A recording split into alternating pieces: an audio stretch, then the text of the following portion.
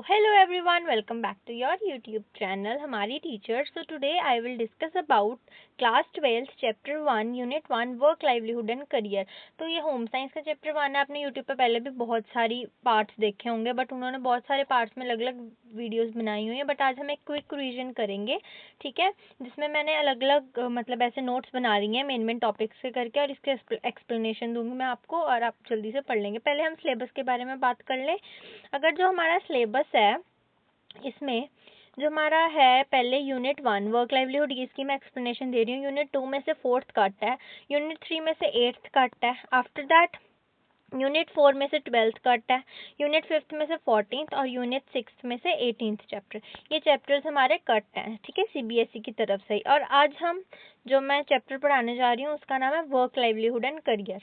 इसके मैं नोट्स भी आपके साथ शेयर कर दूंगी. अब हम पहले बात करते हैं करियर के बारे में. हम पीछे से शुरू करते हैं, ठीक है. अब करियर क्या होता है? करियर एक वो होता है जिसको हम काम को एंजॉय करते हैं, करते करते हम अपना टैलेंट. अब आप एक बार सोचो, आप अपनी आइज क्लोज करो and think about that what is career. एक बार सोचो आप, करियर यही होता है ना कि हाँ, हम बहुत सारा पैसे कमा रहे हैं, जो हमारा पैशन है, जो हमारी चीज़ है, जो चीज़ हम करना चाहते हैं. सपोज कोई किसी को गाना गाना पसंद है, तो वो उसमें अपना वो उसका पैशन है, तो वो उसको ही करियर बना लेगा, है ना. So that is career. अब हमें कुछ पॉइंट्स नोट करने हैं जब हमने अपना करियर चूज करना है, ठीक है.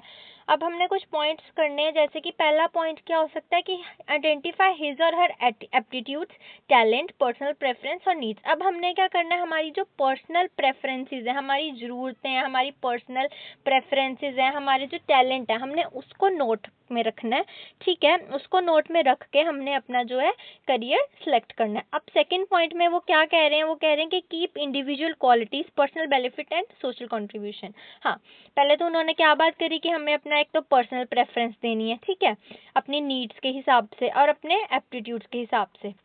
उसके बाद वो क्या कह रहे हैं कि हमें एक अपनी अलग अलग इंडिविजुअल क्वालिटीज़ होती हैं. अब जैसे मेरी क्वालिटीज़ मेरे में कुछ हैं, आपकी क्वालिटीज़ कुछ हैं, किसी और की क्वालिटीज़ कुछ और हैं, ठीक है. सबकी अपनी अपनी एक अलग अलग क्वालिटीज़ होती हैं, ठीक है. एक तो हमने वो नोट में रखनी है. उसके बाद हमने अपना पर्सनल बेनिफिट देखना है कि हम अगर वो काम कर रहे हैं, suppose we are doing any work in future, आप कोई भी काम करते हो, ठीक है, आपको उसमें से कोई बेनिफिट मिल रहा है कि नहीं, कि आप हाँ बस काम करी जा रहे हो करी जा रहे हो करी जा रहे हो, ऐसे नहीं देखना. अगर when you are choosing your career, तो आपने देखना है कि आपको उसमें से कोई पर्सनल बेनिफिट हो भी रहा है कि नहीं. उसके बाद आप सोशल कंट्रीब्यूशन कितना कर रहे हो, आप लोगों की मदद कितनी कर रहे हो, उससे लोगों को क्या मिल रहा है. सपोज अगर आपका पैशन है टीचिंग, ठीक है, और आप अगर टीचर बने हो कल के दिन, तो आप उससे लोगों की कोई मदद कर रहे हो कि नहीं. सपोज कोई गरीब बच्चे हैं, आप उनको पढ़ा रहे हो फ्री में कि नहीं, कि उनसे भी पैसे ले रहे हो, तो दैट इज सोशल कंट्रीब्यूशन. आप लोगों के प्रति कितना कंट्रीब्यूट कर रहे हो, ठीक है. हमने ये चीजें भी ध्यान में रखनी है. तो ये तो हमारा हो गया कि पॉइंट्स हमने क्या क्या चूज करने हैं जब हम अपना करियर सिलेक्ट कर रहे हैं. अब इसके बाद आता है वर्क और मीनिंगफुल वर्क. अब वर्क क्या होता है? Any activities which is perform for a specific purpose is called work. कोई भी काम हम कर रहे हैं किसी स्पेसिफिक पर्पस को पूरा करने के लिए, उसको हम क्या कहते हैं? काम, वर्क. कोई भी अब हम काम कर रहे हैं, सपोज करो कोई लेडी है, ठीक है, अगर वो किसी के घर में झाड़ू मार रही है, बर्तन धो रही है, या कोई भी कुछ भी कर रही है, ठीक है, तो वो क्यों कर रही है ये सब? उसका पैशन तो है नहीं ना ये सब. वो चाहती है, वो अपने दिल से तो नहीं चाहती कि वो ये काम करे, बट वो ये काम क्यों करी? क्योंकि उसको अपनी फैमिली की नीड्स को पूरा करना है, ठीक है. उसको पैसे चाहिए खाना खाने के लिए, बच्चों को पढ़ाने के लिए, बच्चों को कपड़े पहनाने के लिए, घर का खर्च चलाने के लिए, इस करके वो ये काम कर रही है, ठीक है. उसका अपना खुद का दिल नहीं है, एक उसका पर्पस है वो काम करने के पीछे, तो वो क्या होता है? वर्क. अब ऐसे दूसरी साइड क्या है? Meaningful work. वर्क और मीनिंगफुल वर्क. वर्क ये हो गया जो हम किसी काम को कर रहे हैं किसी पर्पस के पीछे. मीनिंगफुल वर्क क्या है? हम कोई भी काम बहुत इंजॉय करके कर रहे हैं. सपोज करो, जैसे मैंने पहले आपको दी थी एक एग्जांपल कि हम गाना गा रहे हैं, ठीक है. कोई गाना गा रहा, गाना क्यों गा रहा है? क्योंकि वो उसका पैशन है, ठीक है, और वो उसको इंजॉय कर रहा है काम करते को, ठीक है. उसको पैसे भी मिल रहे हैं, वो इंजॉय भी कर रहा है गाना गाने को, ठीक है, और वो यूजफुल भी है अपने के लिए भी और सोसाइटी के लिए भी. लोग गाने सुन रहे हैं, लोग इंजॉय कर रहे हैं, है ना.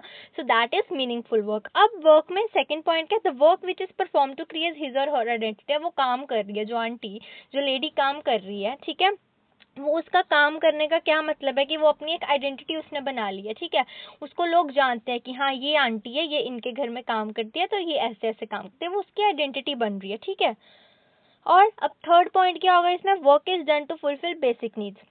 हम अपनी जो बेसिक नीड्स है, हमारी बेसिक रिक्वायरमेंट्स है, उसको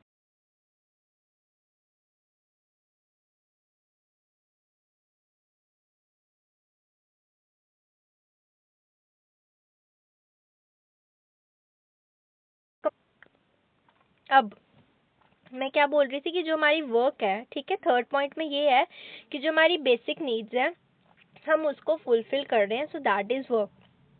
और इसमें क्या सेकंड वाली साइड क्या, मीनिंगफुल वर्क में जो हम काम कर रहे हैं, meaningful work enables a person to utilise his or her skills, जो उस इंसान की स्किल्स हैं, जो उसका काम है, ठीक है, वो उस स्किल्स को पूरा कर रहा है, तो वो क्या होता है, मीनिंगफुल वर्क। ठीक है, तो ये कुछ पॉइंट्स थे मेन मेन जो मैंने लिखे थे, आप भी लिख सकते हो। पहला क्या हो गया, वर्क में कोई भी हम काम कर रहे हैं किसी स्पेसिफिक पर्पस के पीछे। दूसरी साइड हम काम कर रहे हैं क्यों, क्योंकि हम वो उसको एंजॉय करेंगे, इसके साथ हो गया। उसके बाद क्या हुआ, हम जो अपनी बेसिक नीड्स है उसको पूरा कर रहे हैं। और सेकंड टाइप, दूसरी वाली साइड क्या हो गया कि हम अपने काम को यूटिलाइज कर रहे हैं, अपनी स्किल्स को यूटिलाइज कर रहे हैं। ठीक है अब आगे आ जाते हैं factors affecting the type of work by people. अब कुछ फैक्टर्स हैं जो लोगों को इफेक्ट करते हैं, ठीक है, कि वो अब देखो कई लोग हैं, ठीक है, वो कई बार अपनी वर्क नहीं कर पाते। क्यों नहीं वो काम कर पाते, एक तो पहले उनको क्वालिफिकेशन नहीं होती, एजुकेशन क्वालिफिकेशन उनकी कंप्लीट नहीं होती, इस करके वो कोई स्पेसिफिक वर्क नहीं कर पाते। अब कोई सपोज वो लेडी आ जाती है फिर से, ठीक है, अब वो लेडी कह रही है मैंने पढ़ाना है बच्चों को, जी मेरा दिल है पढ़ाने का, ठीक है, मैं मतलब पढ़ाना चाहती हूँ, मैं टीचर बनना चाहती हूँ, बट वो घरों में काम करे, क्यों, क्योंकि उसके पास एक एजुकेशन क्वालिफिकेशन नहीं है, ठीक है, उसके पास अच्छी तरह वो उन बच्चों को पढ़ाने के लिए उसके पास वो इतनी पढ़ी लिखी नहीं है कि वो उन बच्चों को पढ़ा सके, ठीक है, इस करके वो टीचर नहीं बन सकती। अब सेकंड में आ जाता है हेल्थ स्टेटस। कई बार हेल्थ स्टेटस भी हमारे सामने आ जाता है। सपोज करो कोई एक इंसान है, ठीक है, कोई भी एक लड़की है, राम है सपोज करो, अब राम है, राम क्या करना चाहता है, राम ना माइनिंग का उसको बहुत शौक है, बट उसके हेल्थ स्टेटस के कारण वो माइनिंग नहीं कर पा रहा, वो थक जाता है, उसकी सांस फूलने लग जाती है, इस करके वो माइनिंग नहीं कर पा रहा, ठीक है, सेकंड ये आ जाता है। थर्ड क्या आ जाता है, इफेक्ट ऑफ ग्लोबलाइजेशन, ठीक है, ग्लोबलाइजेशन के करके भी। अब आप ग्लोबलाइजेशन का मतलब समझो, ग्लोबलाइजेशन का मतलब क्या होता है, जैसे सपोज करो बहुत सारी पॉपुलेशन है, ठीक है, पॉपुलेशन में क्या चीज आ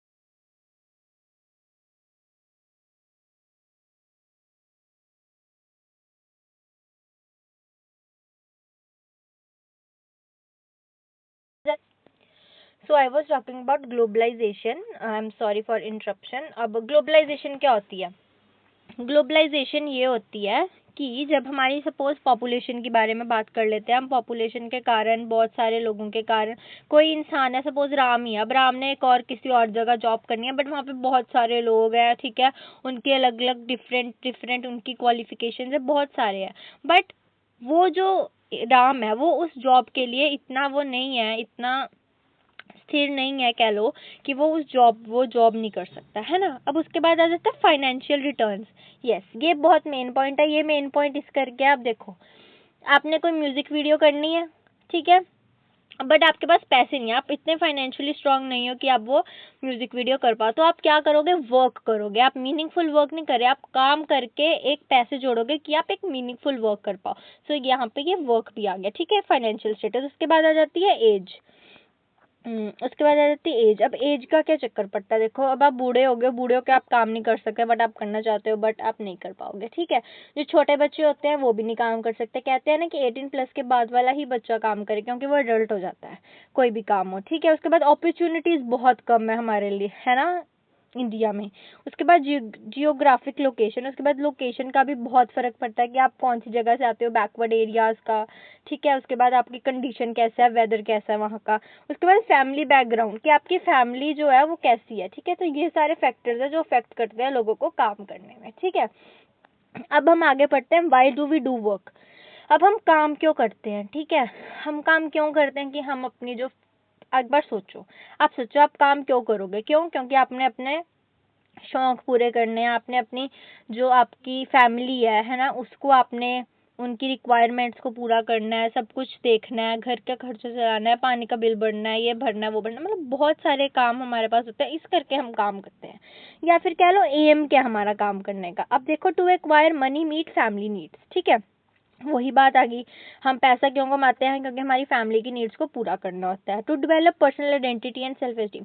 अब हमने क्या, सेकंड चीज मैंने जो पहले ऊपर लिखी थी कि हमें क्या करनी है, पर्सनल आइडेंटिटी बनानी है, अपने अपने खुद की एक आइडेंटिटी बनानी है, ठीक है, तब करके हम काम करते हैं। उसके बाद क्या आता है, एक सेल्फ कॉन्फिडेंस बढ़ता है। ऑब्वियस सी बात है, जब आप कोई भी काम करोगे, ठीक है, आपका एक सेल्फ कॉन्फिडेंस बढ़ता है ना। उसके बाद सेंस ऑफ वेलबींग, आप एक वेलबींग पर्सन बनोगे, ठीक है, आपके पास एक फाइनेंशियली सिक्योर हो गया आप, है ना, आप पैसे कमा रहे हो, आपके पास पैसे हैं, आप फाइनेंशियली सिक्योर तो हो ना, कि हाँ आपके पास पैसे हैं। अब ये तो नहीं होगा किसी से मांगने पड़ेंगे, तो वो एक फाइनेंशियली सिक्योरिटी आती है। उसके बाद enhance general quality of life in the world around us. हम एक जनरल क्वालिटी अपने अंदर लाते हैं, जो लोग हैं, हमें लोगों से कम्युनिकेट करना आता है, हमें लोगों से बातचीत करनी आती है, ठीक है, तो ये हमारे मेन एम है वर्क के। अब हम थोड़ा सा और आगे चलते हैं। The work environment should stimulate the develop of positive professional relationship and lead to achieve rewards. अब वर्क इन्वायरमेंट क्या होता है, ठीक है, वर्क इन्वायरमेंट क्या होता है, जो हमें, सपोज हम कहीं काम कर रहे हैं, ठीक है, हमें उस काम में, उस काम करने वाली जगह पे हमने इन्वायरमेंट देखना है।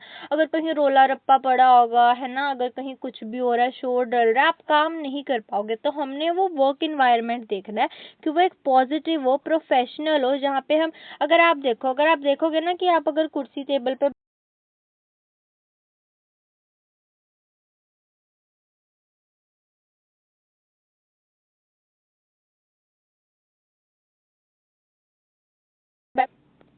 तो हाँ, हम वर्क एनवायरनमेंट के बारे में बता रही थी। आई एम सॉरी, मेरे को इधर उधर से आवाजें आ जाती है, इधर जाना उधर जाना, I am really very sorry.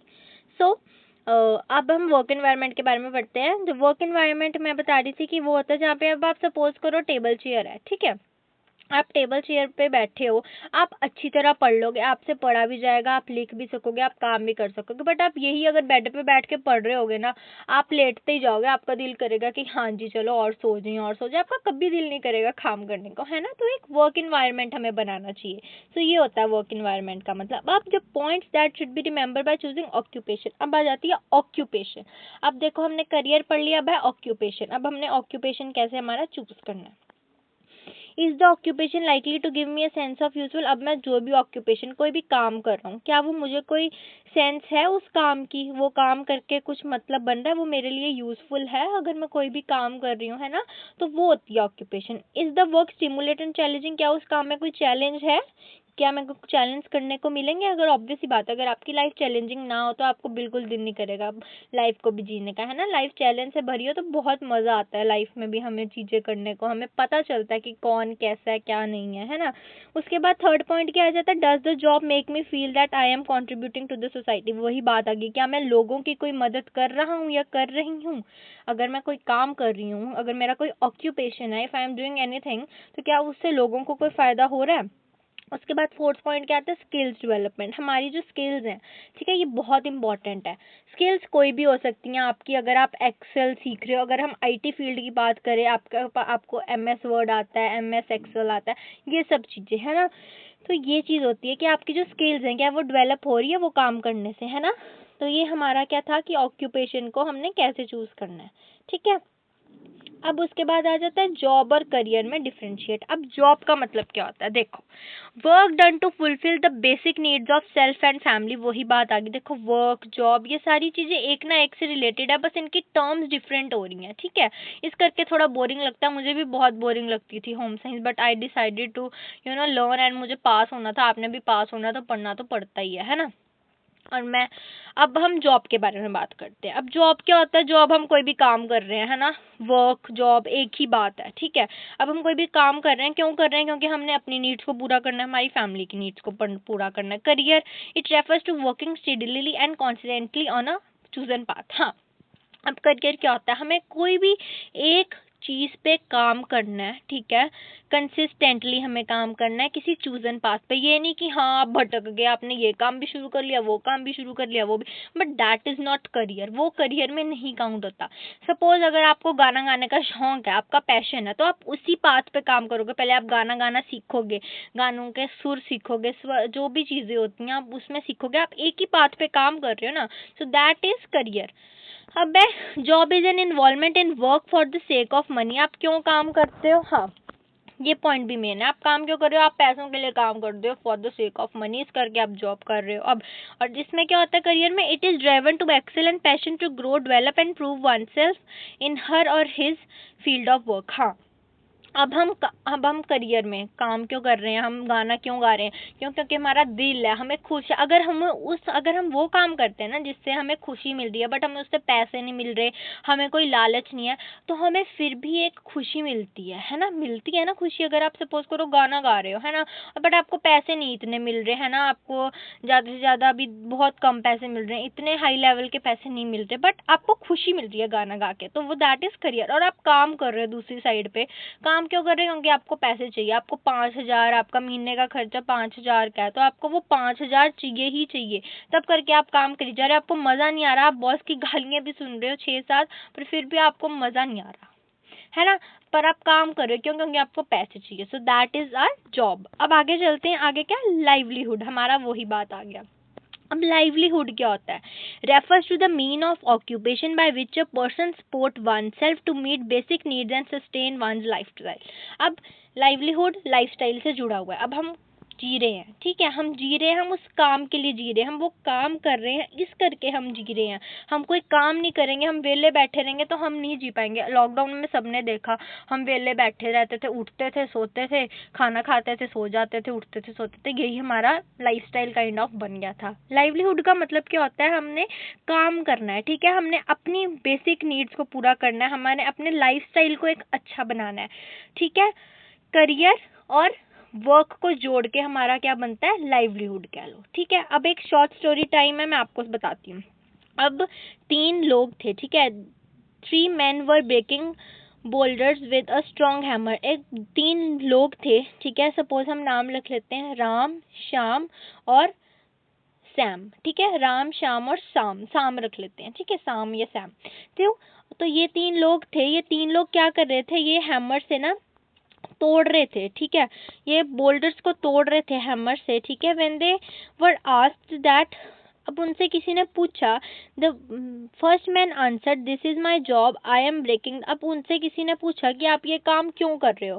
तो राम था, राम ने क्या कहा? राम ने कहा कि ये मेरा काम है, मैं इस करके ये काम कर रहा हूँ, मेरा काम है कि इन पत्थरों को छोटे छोटे पीसेस में तोड़ना है, इस करके मैं ये काम कर रहा हूँ। अब जो दूसरा बंदा था वो कहता है कि ये मेरा लाइवलीहुड है, ठीक है, मैं ये काम क्यों कर रहा हूँ? क्योंकि मेरे को ये काम करके ही पैसे मिलेंगे, है ना, मैं काम क्यों कर रहा हूँ? क्योंकि मेरे को ये काम करके पैसे मिलेंगे, है ना, इस करके पहले पहले वाले ने कहा कि ये मेरा जॉब है ना, ये मेरी जॉब है, मैंने ये काम करना ही करना है, ठीक है, इस करके मेरा ये काम है कि मैंने इनको तोड़ना है। और दूसरे बंदे ने कहा मैं तब कर रहा हूँ क्योंकि मुझे मेरी फैमिली की नीड्स को पूरा करना है, ठीक है, मतलब वो बड़ा दुखी है, इस करके वो ये काम कर रहा है कि उसके पास पैसे नहीं है। अब जो तीसरा बंदा था उसने क्या कहा, सुनो, देखो, तीसरे बंदे ने कहा I have a vision to become a sculptor and therefore I am carving a statue out of big stone. वो कहता है कि मेरा एक सपना है, ये उसका मतलब करियर आ गया, है ना। थर्ड वाले बंदे ने क्या कहा कि मेरा करियर है कि मैंने ये काम करना ही करना है क्योंकि मैंने एक स्टैचू बनाना है बहुत बड़ा स्टोन से, इस करके मैं ये काम कर रहा हूँ। तो ठीक है, ये था पहला बंदा क्या कर रहा है? जॉब कर रहा है। दूसरा बंदा क्या कर रहा है? वर्क कर रहा है। और तीसरा बंदा क्या कर रहा है? अपना करियर बना रहा है, ठीक है। So this is the thing. अब हमने यहाँ तक पढ़ लिया, अगर आपको यहाँ तक नहीं समझ आया तो आप पीछे बैक करके वीडियो भी देख सकते हो। अब हम इसके आगे चलते हैं। अब इसके आगे क्या आ जाता है? Traditional in occupation in India.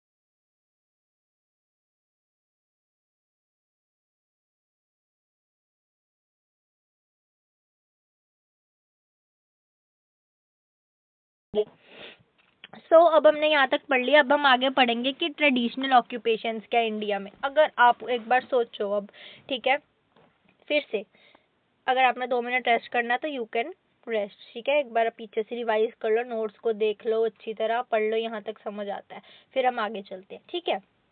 चलो चलते हैं अब है ट्रेडिशनल ऑक्यूपेशंस इन इंडिया, ठीक है।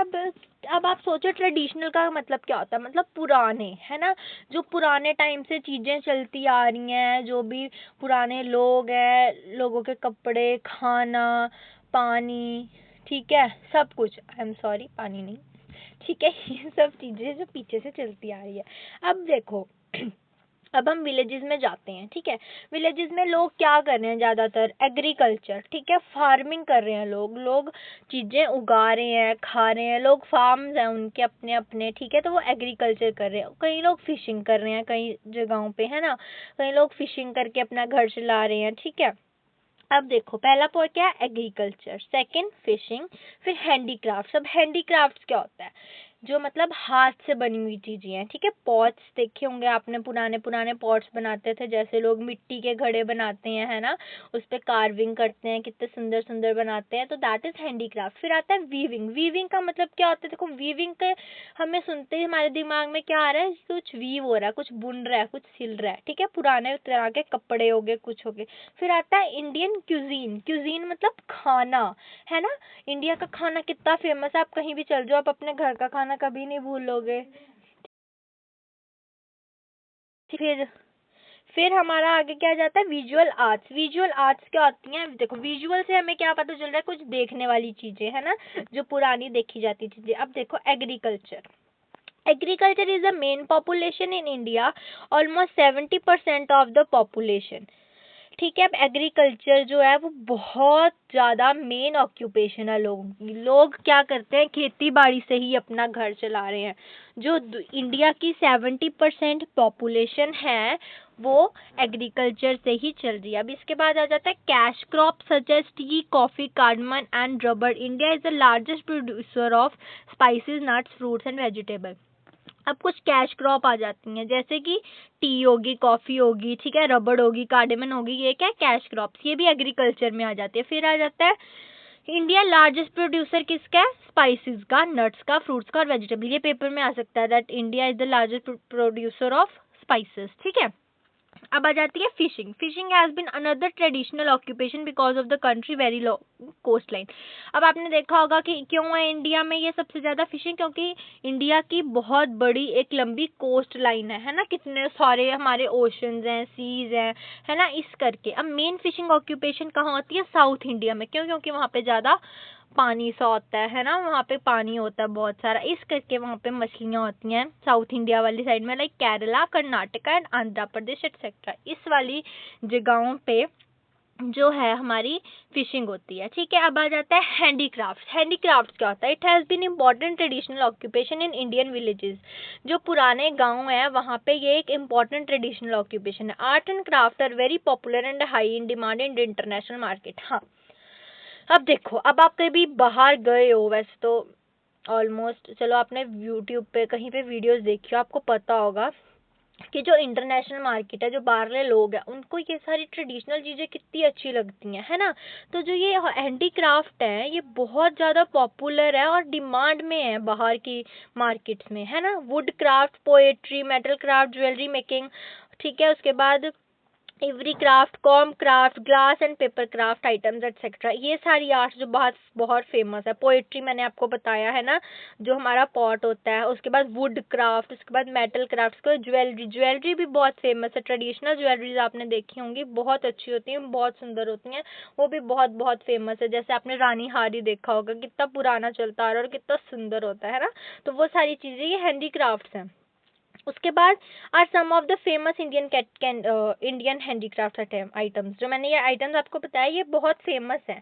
अब आ जाता है वीविंग। अब देखो वीविंग क्या होता है। Weaving is the famous cottage industry in India. Some of the most popular type of weaving in India include cotton, cotton ferries weaving, phulkari, carpet weaving, या अब देखो वीविंग मैंने पहले भी बताया, कुछ सिलना, उखड़ना, उधाड़ना, है ना, दैट इज वीविंग। वीविंग एक कॉटेज इंडस्ट्री है इंडिया की, ठीक है, फेमस है ये बहुत ज़्यादा, ये बहुत पॉपुलर है इंडिया में। इसमें अब देखो क्या क्या जाता है, हमारे कॉटन के कपड़े आगे, ठीक है। उसके बाद पोट का वीविंग, पोट का भी आपने देखा होगा, एक पुराना ही वीविंग, ठीक है, मटेरियल काइंड ऑफ है। फिर आ जाती है फुलकारी। फुलकारी तो जैसे सारे ने देखी होनी है, व्हाट इज फुलकारी तो पता भी होना है ना। मैं कोशिश करूंगी, वैसे मैं हिंदी में ही बोलूँ बट वो पंजाबी कभी निकल आती है। तो फुलकारी क्या होता है? फुलकारी समथिंग जो आपने देखी होगी, जैसे कई बार पंजाब में बहुत फेमस है फुलकारी, ठीक है। जो हमारी चुन्नी होती है जिसके ऊपर हमने फूलों से वो बनी होती है, ठीक है, वो वीव वही होती है, फूलों से उसके ऊपर उन्होंने कार्विंग करी होती है, दैट इज फुलकारी। ऑलमोस्ट पता ही होगा आप सबको। उसके बाद आती है कारपेट वीविंग। कारपेट भी आपको पता ही होगा, जो हम घरों में कई बार कारपेट बिछाते हैं, है ना। अब आ जाता है इंडियन क्यूजीन। अब आ जाता है जी खाना। खाना किसको नहीं पसंद, खाना सबको पसंद होता है, स्पेशली जब पंजाब का खाना हो, आपने अपने अपने डिफरेंट डिफरेंट कल्चर्स का खाना हो तो बहुत अच्छा लगता है, ठीक है। अब जो डिफरेंट डिफरेंट खाने होते हैं ये सब अलग कैसे बनते हैं, सबके अलग अलग स्पाइसेस को मिला के, ठीक है। और अपने tongue tongue tickling cuisine with a vast variety of foods cooked with indigenous ingredients and spices. वही बात आ गई, अलग अलग स्पाइसेस से, अलग अलग चीज़ों से खाना बना होता है, तो वो एक अलग बना देता है खाने को, ठीक है। कि इंडियन क्यूजीन आपने देखा होगा, ये बहुत ज़्यादा आजकल फेमस है, ये बहुत फेमस हो रहा है खाना वगैरह, तो ठीक है। अब आ जाता है विजुअल क्यूजीन। क्या होती है? वही आ गया। अब जो agriculture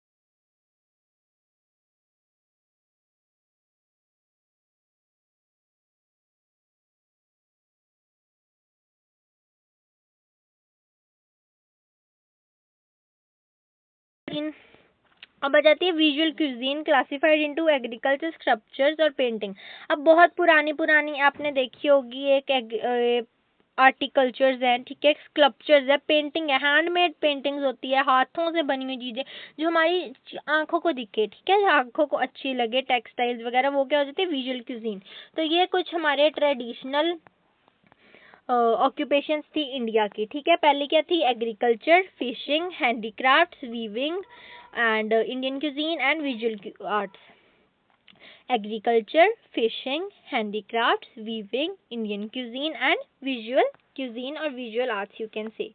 I think I have written it by wrong. Cuisine, it's visual arts, I'm sorry. अब हम आगे चलते हैं। आर्टिशियंस है वेरी पुअर सोर्स ऑफ। अब आर्टिशियंस के बाद ना बहुत पुअर सोर्स ऑफ इनकम होता है, ठीक है।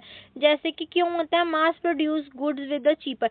अब कई लोग पता क्या करते हैं, अब आप देख लो, आप खेतों की ही बात कर लो, जो लोग होते हैं, लोग फार्मर्स से ना सस्ते रेट पे चीजें लेके, अब आटा है, आटे की जो कणक है, कणक को वो बहुत सस्ते रेट पे लेके, सपोज करो, अगर आप वैसे ही सपोज कर लो, मेरे को ऐसे नहीं पता है सच, अगर आप किसी से ले रहे हो, अगर आप वो उसको आप 10 किलो मतलब 10 रुपए किलो ले रहे हो, या 10 रुपए या 20 रुपए किलो ले रहे हो, ऐसे ले रहे हो ना, तो आप जो लोग होते हैं ना, ये जो बाहर चीजें बेचते हैं, ये बाहर वो 10 रुपए की चीज बेचेंगे कम से कम 100 रुपए में, डबल रेट पे बेचते हैं कई बार, है ना। तो ये बहुत गलत बात है कि जो हमारे लोग हैं, हमारे आर्टिशियंस हैं, इनके पास इस करके जो है हमारा पुअर सोर्स ऑफ इनकम होता है। अब उसके बाद क्या होता है? Decreasing aesthetic aspiration of 5 arts, ठीक है। अब डिक्रीज हो जा रही हैं ये चीजें। लोग कौन कौन आपके सामने ही है, देखो, अब जो इंडियन लोग हैं ये बाहर की चीजें अपना रहे हैं, है ना, इस करके ये चीजें कम हो रही हैं। Depletion of resource base and general environment, depletion हो रही है इन चीजों की, रिसोर्सेज हमारे जो है वो खत्म हो रहे हैं, ठीक है। जो हमारे फॉरेस्ट हैं वो काटने जा रहे हैं, अब हमारे फॉरेस्ट है वो काटते जा रहे हैं, हमारे पास वुड नहीं होगी, हम वुड कार्विंग कहाँ से करेंगे, फिर हमारे हैंडीक्राफ्ट्स कहाँ से बनेंगे, इस करके जो है ये इनका हमारा पुअर सोर्स ऑफ इनकम हो जा रहा है। अब हम आगे चलते हैं, work age and gender. Yes, this is the main point of our this chapter, that is work age and gender. अब वर्क आ जाता है हमारे एज और जेंडर के बीच में, ठीक है। अब आप एक बार सोचो, close your eyes and think about that, इसका मतलब क्या हो? एज और जेंडर, देखो, एज का फर्क पड़ जाता है। आप छोटे बच्चे हो, आप कमाई नहीं कर सकते, आप पैसे नहीं कमा सकते, आप अगर छोटे बच्चे हो, है ना। क्यों नहीं कर सकते? क्यों? क्योंकि हमारा कॉन्स्टिट्यूशन ही नहीं हमें अलाउ करता। आफ्टर 18 ही हमें वो कहते हैं कि हमने सारे काम करने हैं। छोटे बच्चों को कभी हम काम पे नहीं लगा सकते, और छोटे बच्चों को काम करना भी नहीं चाहिए जब तक आपकी मजबूरी नहीं है। Don't do any kind of work, वो भी ऐसा काम जिससे आपकी हेल्थ पे इफेक्ट हो, है ना। तो मेन चीज ये आ जाती है। उसके बाद आ जाता है जेंडर। लड़का और लड़की में फ़र्क समझना, जो हमारे इंडिया में बहुत टाइम से चलता ही आ रहा है, तो ये तो गलत बात है ही है। अब देखो माइक्रो एंड मैक्रो प्रोस्पेक्टिव। अब माइक्रो और मैक्रो प्रोस्पेक्टिव होता है work force influence the dynamics of personal and professional life both. अब देखो माइक्रो का मतलब क्या हुआ, कम, मैक्रो का मतलब क्या हुआ, ज़्यादा, ठीक है, माइक्रो और मैक्रो। अब माइक्रो मतलब हो गया कि मतलब कोई भी कम चीज़ है, और मैक्रो का ज़्यादा, जैसे अब माइक्रो, अब जो जेंडर्स हैं, अब मैन को क्या समझा जाता है कि हाँ ये तो माइक्रो प्रोस्पेक्टिव्स हैं, माइक्रो बंदे हैं, है ना, इस करके उनको हम इसमें इस कैटेगरी में डालते हैं। और मैक्रो मतलब वुमेन को, जो हम लड़कियों को हम बहुत कम समझते हैं कि हाँ लड़कियां क्या कर लेंगी, कि है ना लड़कों में ही होती हैं, लड़के पैसे कमाते हैं, लड़कियां थोड़ी ना कमाती है। तो ये हमारे इंडिया में बहुत टाइम से चल रहा है। अब कुछ जेंडर इश्यूज हैं वर्क में आ जाते हैं, ठीक है, अब हम उसके बारे में पढ़ेंगे। अब आ जाती है social culture difference between man and women. वही मैंने बात करी, पुराने समय से लड़का लड़की में भेदभाव किया जा रहा है, ठीक है, तो ये हमारे सोशल कल्चर आ जाते हैं। उसके बाद क्या आ जाता है, term gender indicate difference from the biological social and culture perspective whereas gender is based on social identity. वही कि जेंडर को इंडिकेट करते हैं, डिफरेंट समझते हैं बायोलॉजिकल सोशल और एक कल्चर पर्सपेक्टिव से, है ना। हमें बायोलॉजिकल उसमें भी कम समझा जाता है कि हाँ लड़कियां ताकतवर नहीं होती, लड़के ताकतवर होते हैं, है ना। उसके बाद सोशली भी हमें समझा जाता है कि हाँ कि आपके सामने ही आजकल कितने चीज़ें हो रही हैं, ख़राब हो रही हैं लड़कियों को लेके, है ना। किसी के मुंह पे कोई एसिड डाल जाता है, कुछ डाल जाता है, क्यों, क्योंकि वो सोशली वो इतना इंटरेक्टिव नहीं होती लड़कियां कि लोगों से बात कर पाए, लोगों घर में ही रहती हैं लड़कियां। इंडियन पेरेंट्स की ये आदत होती है कि अगर कहीं पे कोई फंक्शन हो रहा है, अब तो चलो फिर ठीक है, पहले तो लड़कियों को बाहर ही नहीं निकालते थे, वो अंदर ही रखा जाता था लड़कियों, क्योंकि तुमने लोगों के सामने नहीं जाना, है ना।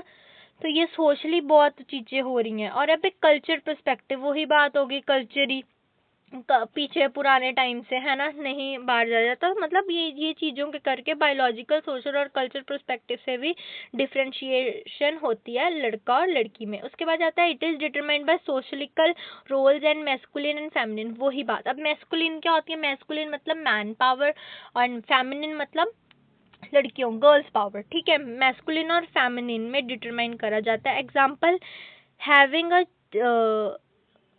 raising a child is considered as a feminine task whereas earning or family is a masculine role। हाँ, अब एक लड़की को हम क्या मानते हैं कि हाँ अगर एक कोई बच्चा है, सपोज करो दो हस्बैंड वाइफ है, they are living in a same house, तो उसमें क्या होता है, जो लड़की होती है, लड़की को क्या कहते हैं कि हाँ तुमने अपने बच्चे को संभालना है, तुमने अपनी फैमिली का ध्यान रखना है, तुमने घर का काम करना है, तुमने ये सब करना है ना।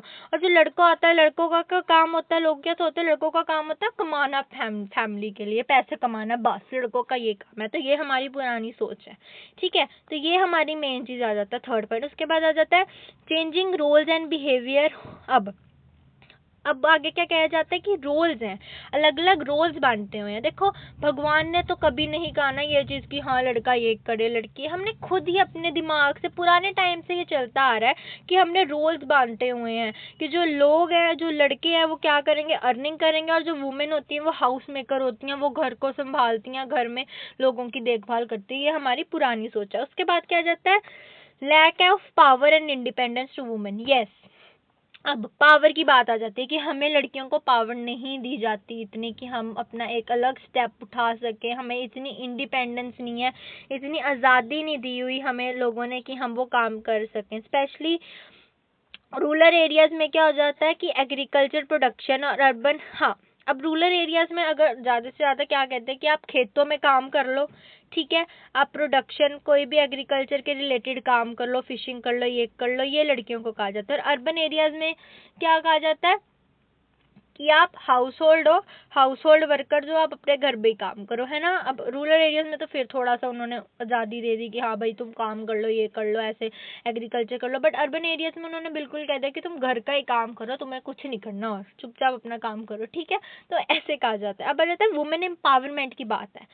Education and empowerment can give women their rightful position in society. अब एजुकेशन, सबसे इंपॉर्टेंट आ जाती है एजुकेशन। पहले ज़माने में लोग लड़कियों को ज़्यादा पढ़ाते लिखाते नहीं थे, कुछ नहीं करते थे, ठीक है। तो वो क्या करते थे, उनको इतनी उनके पास एम्पावरमेंट नहीं होती थी, उनको पता ही नहीं होता था कि हाँ हम ये भी एक्शन ले सकते हैं, ये भी एक्शन ले सकते हैं, है ना, हम ये भी कर सकते हैं, हम ये भी काम कर सकते हैं। मतलब उनको इतनी हम पावर नहीं देते थे लोग, ठीक है, और कि वो अपना एक राइटफुल पोजीशन बना सके सोसाइटी में। Home maker contribute to family economy, money saved is money earned. हाँ, अब क्या कहा जाता है, अब एक इंडियन अगर कोई मदर है, आपने अपने घर पे भी देखा होगा, तो क्या करती है मम्मियाँ, हमेशा सोचती हैं कि हम पैसे बचा लें कहीं ना कहीं से। अगर जहाँ पे कोई चीज़ अगर 50 रुपए की मिल रही है तो वो कहेगी कि 100 रुपए की क्यों लें, हम 50 रुपए की जगह से ही लेंगे। तो ये हमारी होती है इंडियन मदर्स की, है ना, कि हम पैसे बचा लें। और ये बात ठीक भी है कि मनी सेव जो होती है वो मनी अर्नड होती है, this is also good thing. अब आ जाती है women's participation in the work force outside of the home. हम वुमेन की पार्टिसिपेशन क्या है, ठीक है, घर के बाहर काम करने की। Women are part of each sector of economy. अब क्या होने लग गया, अब वुमेन एक पार्ट हो गई है, ठीक है, हर एक सोसाइटी का, हर एक इकोनॉमी का, ठीक है, जो होल्ड करती है अब सीनियर पोजीशन। अब लड़कियां क्या, अब लड़कियां तुमने देखा होगा कि पायलट भी बन रही हैं, लड़कों के साथ खड़ी हो रही हैं, सब काम कर रही हैं, है ना। Issues and concern related to women and work. अब कुछ इश्यूज आ जाते हैं, ठीक है, हमने यहाँ तक पढ़ लिया कि लड़कियों के बारे में उन्होंने बताया कि लड़कियों को काम नहीं करने दिया जाता था पहले, है ना, जो भी है कि उनको घर से बाहर नहीं जाना, ट्रेडिशनल वेज थे हमारे पिछले पुराने, कल्चर इफेक्ट्स थे। उसके बाद हमारा था कि लड़कियों को हमने काम नहीं करना ज़्यादा, है ना, कि लड़कियां सिर्फ घर का काम करती हैं, लड़के कमाते हैं, हमारी पुरानी सोच थी। फिर हमें आ गया कि अब क्या है, अब लड़कियां काम करने लगी है। अब आगे की चीज़ जो इश्यूज और कंसर्न है related to women and work. अब कुछ ये इश्यूज आ रहे हैं, ठीक है, लड़कियों के काम करने में। अब हम वो पढ़ते हैं कि वो इश्यूज क्या है। Opportunity of work for women are less due to the lack of skills at demand of labour worker. अब जो अपॉर्चुनिटीज बहुत कम है लड़कियों के लिए, तुमने देखा होगा लड़कियों के लिए अपॉर्चुनिटीज बहुत कम है। अब तो फिर चलो आजकल आ गई हैं, पर पिछले कुछ टाइम पहले की अगर हम बात करें, ठीक है, बैक टू 20 ईयर्स बैक और 25 to 30 ईयर्स बैक, तो मतलब बहुत कम अपॉर्चुनिटीज थी लड़कियों के लिए काम करने की, है ना, specially as a labour worker. देखो अब जो लोग हैं, लोग अगर अपना घर बना रहे हैं, कुछ बना रहे हैं, तो वो क्या चाहते हैं कि हमें एक ताकतवर इंसान मिले जो हमारे घर में बजरी उठा सके। अगर कोई घर बन रहा है, ठीक है, तो वो क्या मांगते हैं कि एक स्किल वर्कर मांगते हैं, ठीक है, और एक डिमांड करते हैं लेबर वर्कर की, जो हमारा लेबर बने, हमारा काम कर सके, ठीक है। लड़कियों को वो नहीं मतलब इतना मानते, इस करके अपॉर्चुनिटीज कम है। एंड उसके बाद उनके पास इतनी एजुकेशन क्वालिफिकेशन भी नहीं होती कि वो काम कर सकें। उसके बाद आ जाता है men are consider primary earners. अब देखो लड़की जितना मर्जी कमाती हो, ठीक है, लड़की चाहे जितना मर्जी कमा रही है, अगर वो लड़के से ज़्यादा भी कमा रही है, अगर कोई लड़का 15,000 20,000 25,000 रुपये कमा रहा है और वो लड़की अगर 50-60 हज़ार रुपये कमा रही है, फिर भी वो क्या मानते हैं कि लड़के ही प्राइमरी अर्नर्स हैं और जो लड़कियां हैं वो एक सेकेंडरी हैं, ठीक है, चाहे वो जितना मर्जी अच्छा कमा रही हो, ठीक है, बेटर कमा रही हो मेन से, फिर भी यही माना जाता है इंडियन सोसाइटी में। अब आ जाता है स्ट्रेस, हेल्थ, सिक्योरिटी, सेफ्टी। अब आ जाती है हेल्थ की बात आ जाती है। अब लोग क्या कहते हैं कि लोगों की, हाँ, लड़कियों की हेल्थ खराब हो जाए तो मतलब उनको इतनी वो नहीं दी जाती। उसके बाद स्ट्रेस, लड़कियां स्ट्रेस बहुत लेती है। उसके बाद सेफ्टी उनकी वर्क प्लेस पे कितनी इंपॉर्टेंट है ना, ये एक इशू आ जाता है। उसके बाद आ जाता है जेंडर का फर्क। उसके बाद आ जाता है मैटरनिटी बेनिफिट्स देने चाहिए। उसके बाद हमें एक सोशल सपोर्ट देनी चाहिए लड़कियों को, ठीक है। तो ये हमारे कुछ इश्यूज थे जो है लड़कियों को लेके। अब आ जाता है कॉन्स्टिट्यूशनल राइट्स। अब कॉन्स्टिट्यूशन ने कितने राइट्स दिए हैं, ठीक है, यहाँ तक हमने पढ़ लिया। यहाँ तक हमें यही बताया है कि पहले तो मैं आपको यहाँ तक एक बार छोटी सी क्विक बता दूं कि हमने करियर के बारे में पढ़ा, ठीक है, फिर वर्क, मीनिंगफुल वर्क के बारे में पढ़ा, फिर हमने क्या क्या काम करना है, कैसे कैसे करना है, एम क्या हमारा काम करने का, जॉब और करियर में डिफरेंस क्या होता है, हम काम करते हैं और एक हम जो अपने पैशन को लेके चल रहे हैं। फिर आ जाती हैं ट्रेडिशनल ऑक्यूपेशंस इंडिया की, है ना, क्या क्या है। फिर उसके बाद आ जाता है वर्क, जेंडर एंड एज।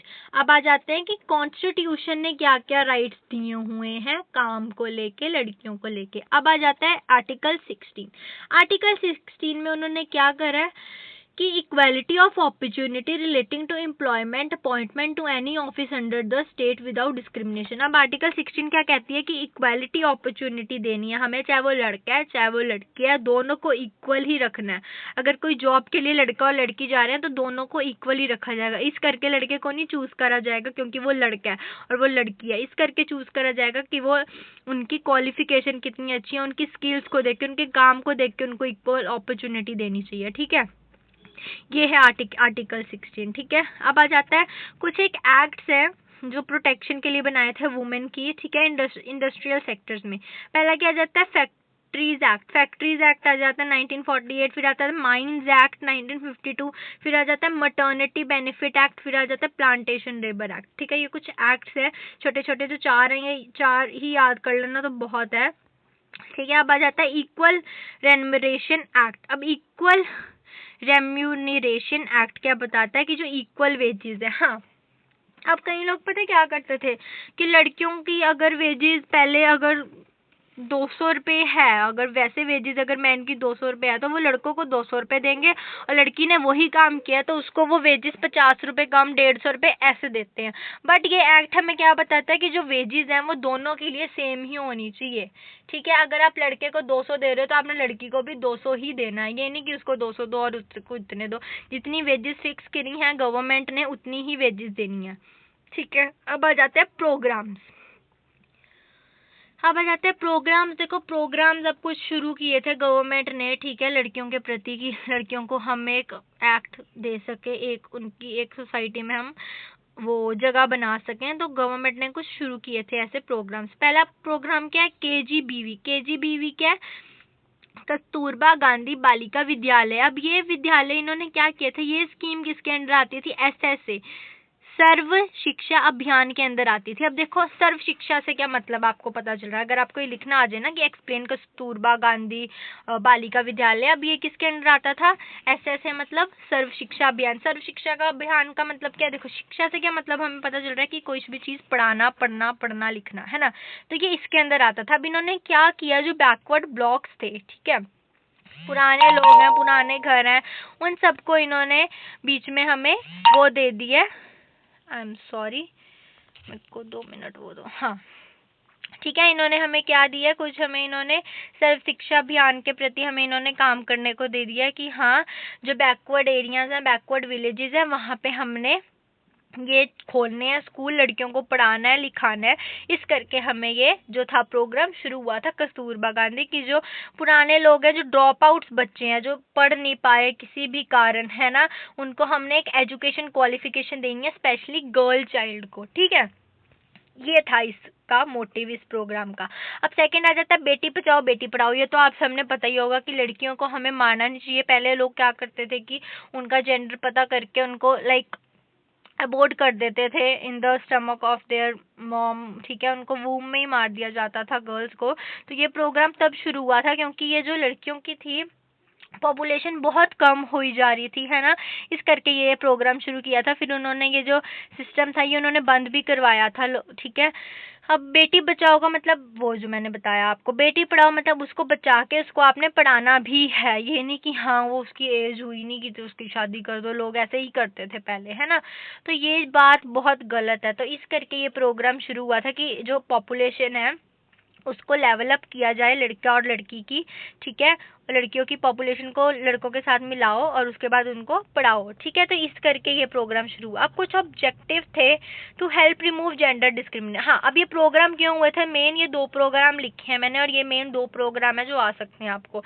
अब इनका ऑब्जेक्टिव क्या था, इनका मतलब क्या था, to help remove gender based discrimination. किस करके था कि हमें जो है रिमूव करना है जेंडर बेस्ड डिस्क्रिमिनेशन को। हमने जो डिस्क्रिमिनेशन होता है लड़का लड़की के बीच में भेदभाव, हमने उसको दूर करना है।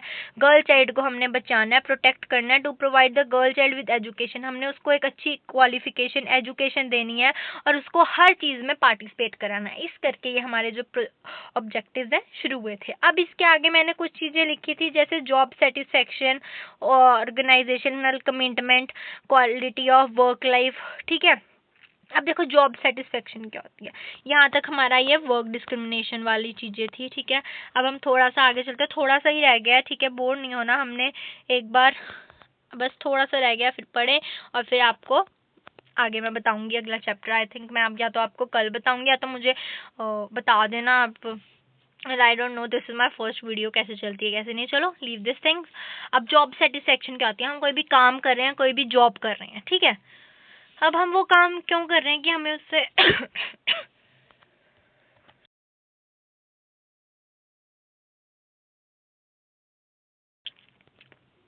आई एम सॉरी, अब हम वो काम क्यों कर रहे हैं, quality, I am sorry, job satisfaction. अब जॉब सेटिस्फेक्शन हम काम क्यों कर रहे हैं कि हमें वो काम करने से मजा आ रहा है कि नहीं। अगर हम कोई काम कर रहे हैं, हमें उससे सेटिस्फेक्शन मिल रही है कि नहीं मिल रही है ना। हम तो पहले ये देखेंगे ना कि हम सेटिस्फाई हैं कि नहीं जो हम भी काम कर रहे हैं, ठीक है। तो ये होती है जॉब सेटिस्फेक्शन। उसके बाद आ जाती है ऑर्गेनाइजेशनल कमिटमेंट। अब अगर तुम कहीं जॉब कर रहे हो और उसने कहा है कि वो तुम्हें महीने के वो काम करने के 10,000 देगा या 15,000 देगा, तो ये उसकी कमिटमेंट है और आपकी उसके साथ कमिटमेंट है कि आप महीने से पहले वो जॉब नहीं छोड़ोगे, और ये उसकी कमिटमेंट है कि वो आपको इतने पैसे देगा ही देगा। तो ये क्या होती है, ऑर्गेनाइजेशनल कमिटमेंट। फिर आ जाती है क्वालिटी ऑफ वर्क लाइफ। अब जो हम काम कर रहे हैं उस काम की क्वालिटी कैसे है, उस चीज़ का इन्वायरमेंट कैसा है। अब कोई हम कहीं काम कर रहे हैं, ठीक है, वहाँ पे कूड़ा पड़ा है, शोर पड़ा है, गंद पड़ा है, हम क्वालिटी ही नहीं है उस काम की, वो कितना गंदा काम है ना, हम ऐसे बैठ के कर रहे हैं, तो वो कोई मतलब नहीं बनता काम करने का। तो ये होता है क्वालिटी ऑफ वर्क लाइफ। तो ये 3 चीज़ें थी जो मैंने आपको बता दी। अब how to create healthy in work environment. अब हमने एक हेल्दी वर्क इन्वायरमेंट बताना, वही मैंने बताया। गंद पड़ा होगा तो हम काम नहीं करेंगे, बेड पे लेटे होंगे तो पढ़ा नहीं जाएगा। एक अच्छी तरह टेबल चेयर हो, यहाँ पे पड़ा हो, उसके सामने लैपटॉप पड़ा हो, कंप्यूटर पड़ा हो, हम काम करें, पढ़ें लिखें, तो that is healthy work environment. अब हमने ये बनाना कैसे है, building a positive work climate. अब हमने एक पॉजिटिव वर्क क्लाइमेट बनाना है, ठीक है। हमारे आसपास शोर ना हो, शांति हो। अब आप कहीं बार बैंक्स में जाते हो, ठीक है, अगर वहां पे ऐसी शोर डला रहे, मच्छी मार्केट बनी हो, फिश मार्केट बनी हो, है ना, तो आपको नहीं अच्छा लगेगा। आपको लगेगा कहाँ आ गए हमें, कितना शोर है, कितना अजीब लगेगा, है ना।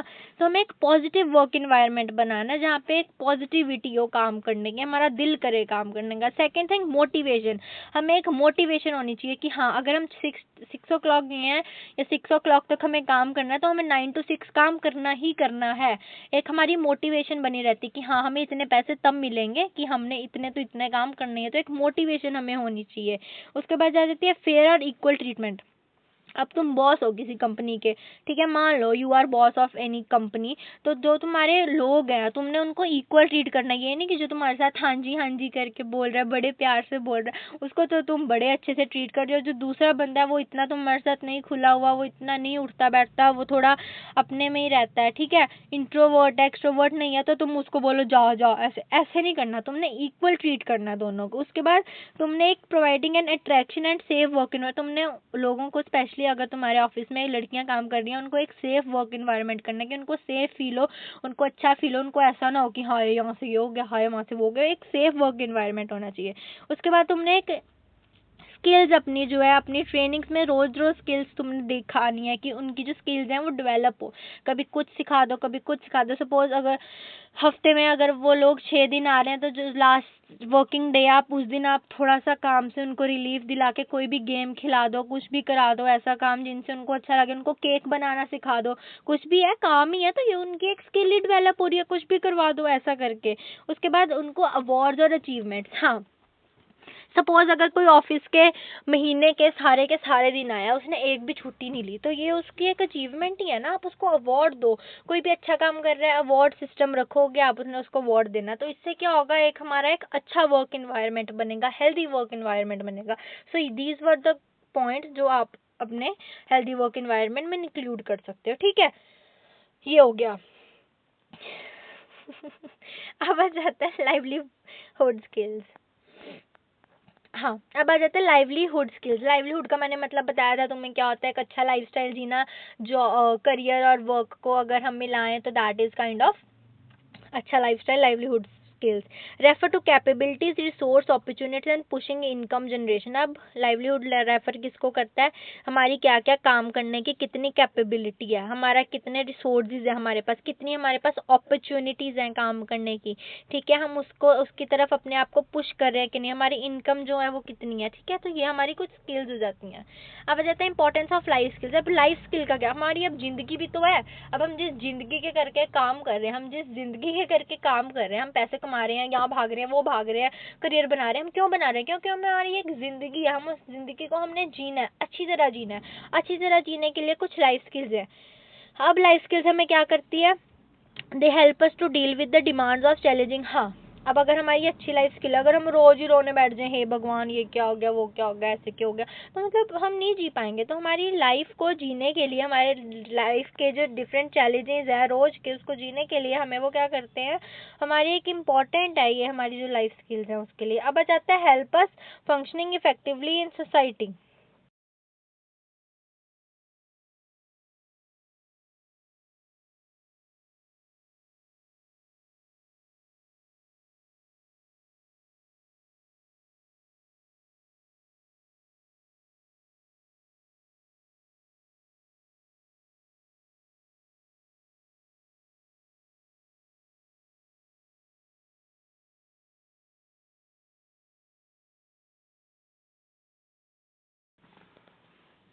अब आ जाते हैं second point, help us functioning effectively in society. अब हमें क्या करती है, जो लाइफ स्किल्स होती है, हमें सोसाइटी के साथ डील करना सिखाती है, ठीक है, हमने सोसाइटी के साथ कैसे रहना है, उनके साथ कैसे हमारा बिहेवियर होना चाहिए, तो ये हमें लाइफ स्किल्स सिखाती हैं। उसके बाद जाता है help in the development of social gathering. अब हमारी आ जाती है सोशल गैदरिंग में हमें कैसे रहना सिखाती है, ठीक है। तो सोशल गैदरिंग मतलब हम कहीं भी गए और वहाँ पे कितने सारे लोग हैं, ठीक है, उनके बीच में हमने कैसे रहना है, हमने कैसे बिहेव करना है, ठीक है, उनके बीच में हमें हमारी लाइफ स्किल्स रहना सिखाती है। उसके बाद help to weigh pros and cons of the situation, हमें सिचुएशंस के साथ कैसे डील करना है, घबराना नहीं है, तो ये सिखाते हैं। तो ये हमारी इंपॉर्टेंस है लाइफ स्किल्स की हमारी लाइफ में। अब आ जाता है वंस ओन लाइफ। अब अपनी जिंदगी को हमने कैसे इम्प्रूव करना है, वन ओन लाइफ मतलब हमारी अपनी लाइफ को हमने कैसे इम्प्रूव करना है, ठीक है। अब टिप्स हैं कुछ हमारी इम्प्रूव करती हैं जो हमारी अपनी खुद की जिंदगी को। मेरे को ना बार बार ऐसे लगता है कि पता नहीं मैंने ऑन किया हुआ है कि नहीं एक्सप्लेनेशन के लिए, ये हाँ ऑन है, आई एम सॉरी।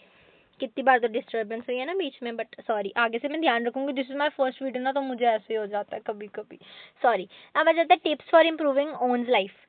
अब कुछ टिप्स है अपनी जिंदगी की जीने के लिए। अब डेवलप हेल्दी पर्सनल हैबिट। अब हमने एक हेल्दी पर्सनल हैबिट क्रिएट करनी है, सुबह जल्दी उठना है, पानी पीना है, गर्म पानी पीना है, ये हमारी कुछ टिप्स होती हैं, अलग अलग हमारी है ना होती हैं चीज़ें कि हमने हमारी हैबिट्स को कैसे सुधारना है, पर्सनल हमारी हेल्दी हैबिट्स कैसी होनी चाहिए। फिर आ जाता है maintain positive attitude behaviour and interaction.